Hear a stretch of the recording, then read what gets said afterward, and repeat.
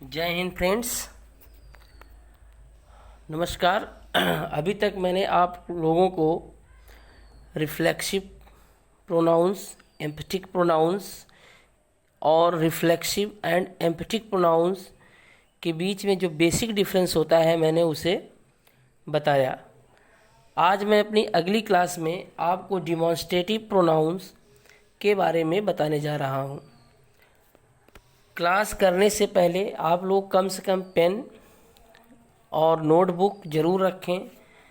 अगर उसमें जो नोट करने लायक है उसे ज़रूर नोट करें। अगर जिन्हें आता है वो उनका रिवीज़न होगा। जो नए हैं, जो अभी सीख रहे हैं, उनके लिए क्या है, एक यह क्लास बहुत अच्छी सीख देने वाली है। और आप ग्रामर के बारे में एक गहरी सोच रखिए और जानकारी रखने की कोशिश करिए, जिससे क्या है कि आपके आने वाले एग्ज़ाम हमेशा अच्छे रहें। कभी कभी एग्ज़ाम में बहुत छोटे छोटे प्रश्न पूछ दिए जाते हैं, जिससे हम क्या करते हैं कि उसे भ्रमित हो जाते हैं। तो अब यहाँ देखिए क्या है फ्रेंड्स, सबसे पहले डिमॉन्स्ट्रेटिव प्रोनाउंस कहते किसे हैं। देखिए क्या है कि डिमॉन्स्ट्रेटिव जो होता है वह लैटिन वर्ड डिमॉन्स्ट्रेयर से बना हुआ है। एक चीज़ ये आप जान जाएं, जो लैटिन वर्ड है आपका ये डिमॉन्स्ट्रेयर है ना, ये डिमॉन्स, उसके बाद ट्रेयर, ये TRARE डिमॉन्स्ट्रेयर शब्द से मिलकर के बना होता है। अब डिमॉन्स्ट्रेयर मीन्स क्या होता है? डिमॉन्स्ट्रेयर का मीन्स होता है सीधा सीधा टू शो क्लियरली। क्या होता है? To show clearly, to show clearly, to show SHOW, to show clearly है ना। इस चीज़ को यहाँ लिख दे रहे हैं, टू शो क्लियरली। ये देखिए, ये होता है डिमॉन्स्ट्रेयर, जो लैटिन ओरिजिन इसकी है उसकी मीनिंग होती है। मतलब किसी चीज़ को क्लियर, स्पष्ट दिखाना ही जो है क्या है कि डिमॉन्स्ट्रेयर है। और इसी डिमॉन्स्ट्रेयर से ही जो है क्या है आपका डिमॉन्स्ट्रेटिव बना हुआ है। और चूंकि आप प्रोनाउंस के बारे में जानते हैं, तो अब हम क्या करते हैं कि डिमॉन्स्ट्रेयर से आप देखिए इससे कैसे इसका लिंक किया जाएगा। जैसे the pronouns are used to point out, यहाँ देखिए इसकी डेफिनेशन में कि the pronouns are used to point out. ये पॉइंट आउट वर्ड इंपॉर्टेंट है। Point out the objects to which they refer, मतलब जिस ऑब्जेक्ट की ये बात करते हैं, वर्णन करते हैं, बताना चाहते हैं, उसको पॉइंट आउट करना, मीन्स उसे संकेत करना, are called the demonstrative pronouns. हम उन्हें क्या कहते हैं? डिमॉन्स्ट्रेटिव प्रोनाउन कहते हैं। ठीक है। अब जैसे एक एग्जाम्पल के तौर पे आप देखें, इरेज कर देते हैं इसको।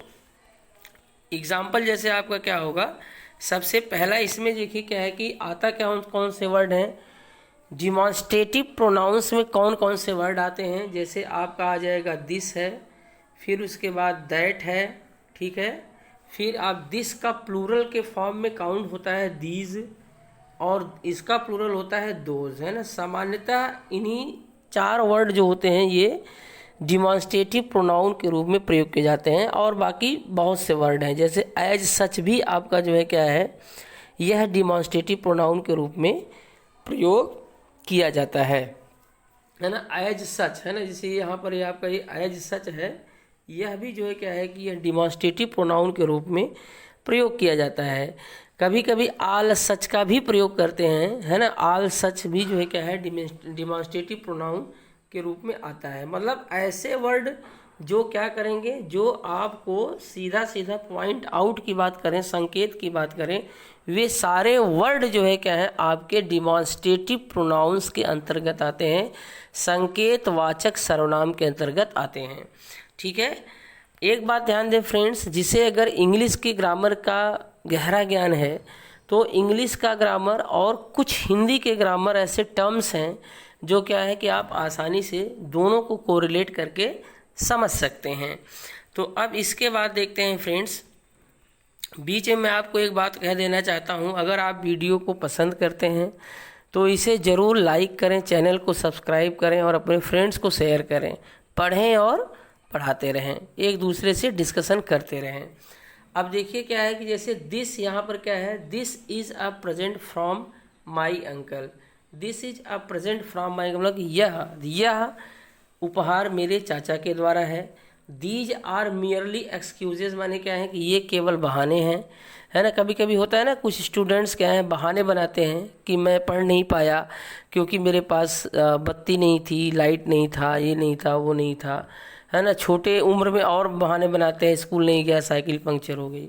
और ये सारी चीज़ें जो है क्या है कि हमें केवल, और एक्सक्यूजेज जो है ऑलवेज मेक्स फेलियर, जो बहाने होते हैं हमेशा असफलता का निर्माण करते हैं।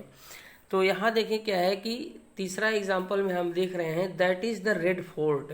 ये कह रहे हैं that is the Red Fort, means क्या है कि यह लाल किला है। That is the Red Fort माने वह लाल किला है, यह नहीं। जैसे the stranger is welcomed as such, यानी क्या है कि जो ये अजनबी है उसको उसी प्रकार से स्वागत किया गया। एज सच यहाँ पर क्या है फ्रेंड्स, ये आपका डिमॉन्स्ट्रेटिव प्रोनाउन के अंतर्गत आता है। बोथ कार्स है ना आर गुड, कह रहे हैं कि दोनों कार क्या हैं, अच्छे हैं। But this is better than that, है ना। अब यहाँ देखिए बोथ कार्स माने दोनों कार, यानी कि दो कार खड़ी हुई हैं। ये बोथ वर्ड भी आपका एक तरह से यहाँ पर एज अ डिमॉन्स्ट्रेटिव प्रयोग होगा, लेकिन यह सबसे बेहतर वर्ड जो है क्या है यहाँ पर आपका है, ये एज अ प्रोनाउन के तौर पर हुआ। लेकिन यहाँ देखिए दिस और दैट, यहाँ पर दो कार हैं, यानी कि एक कार सपोज करिए यहाँ है और एक कार यहाँ है। कोई बता रहा है आपके सामने से कि ये दोनों कारें अच्छी हैं, लेकिन this is better than that, मतलब कि जो पहली वाली कार है ये दूसरी से बेहतर है। क्योंकि दिस जो होता है वह कहाँ प्रयोग होता है, इसको मैं आपको बताने वाला हूँ। जैसे यहाँ देखें फ्रेंड्स, ये एग्जाम्पल रहे।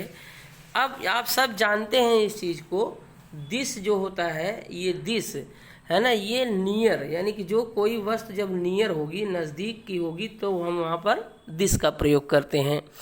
नियर कहने का मतलब फार वेयर नियर, जैसे कि जो कह रहा है, जो बता रहा है, वो उसके ब्रेन के भी नियर होना चाहिए, या उसके थॉट के नियर होना चाहिए, या पर्सन के नियर होना चाहिए, है ना। जैसे ध्यान दीजिएगा, हमेशा क्या है ये जो this refers to what is close at hand and nearest to the thought or person of the speaker, मतलब जो क्या है कि स्पीकर के नज़दीक है या उसके थॉट के नज़दीक है, तो वहाँ पर दिस का प्रयोग किया जाता है, यानी कि जो नज़दीक की वस्तुएं हों। जैसे यहाँ देखिए this is present from my uncle, ऐसा बोलने ऐसा लगता है जैसे स्पीकर के सामने उपहार रखा गया हो और वह किसी से कह रहा है।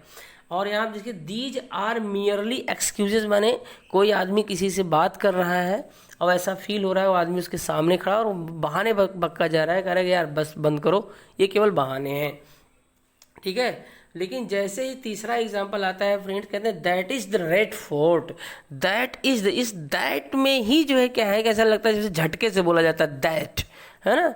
और दिस बोलते समय क्या करते हैं, थोड़ा सा उसकी जो प्रोनाउंसिएशन होती है डाउन हो जाती है, दिस। लेकिन दैट है ना, दैट जैसे आप बोलते हैं ऐसा लगता है जैसे किसी चीज़ को उठा करके ऊपर फेंक दिया हो, दूर फेंक दिया हो, दैट, है ना। तो समझ में आता है कि जो है हाँ ये कोई दूर की बात कर रहा है। तो इसलिए दिस और दीज, है ना, ये देखिए एक वर्ड और फ्रेंड्स, दिस और दीज, ये दोनों नियर के लिए, नज़दीक के लिए प्रयोग किए जाते हैं, थॉट के लिए, नज़दीकी थॉट या नज़दीकी वस्तु के लिए। लेकिन दैट जो शब्द होता है ये हमेशा जो फार अवे या दूरी के लिए प्रयोग किया जाता है, ठीक है ना। जो दैट का प्रयोग करते हैं ये farther away and more remote है, जान लीजिएगा ये फार्दर अवे है ना। फार्दर अवे का मतलब क्या होता है, कुछ दूरी पर कोई वस्तु रखी गई हो उसे हम, या मोर रिमोट माने या और दूरी पर हो कहीं, तो वहाँ पर हम दैट का प्रयोग करते हैं। दैट का भी और दोज का, इसका जो प्लूरल होता है दोज, ये दोनों वर्ड जो होते हैं ये कहाँ प्रयोग किए जाते हैं, फार्दर अवे के लिए प्रयोग किए जाते हैं, मीन्स दूरी के लिए प्रयोग किए जाते हैं, ठीक है। अब देखिए क्या है कि यहाँ पर ये मैंने आपको ये बताया कि डिमॉन्स्ट्रेटिव प्रोनाउन क्या होता है। इसका लैटिन ओरिजिन डिमॉन्स्ट्रेयर से मीन्स होता है टू शो क्लियरली।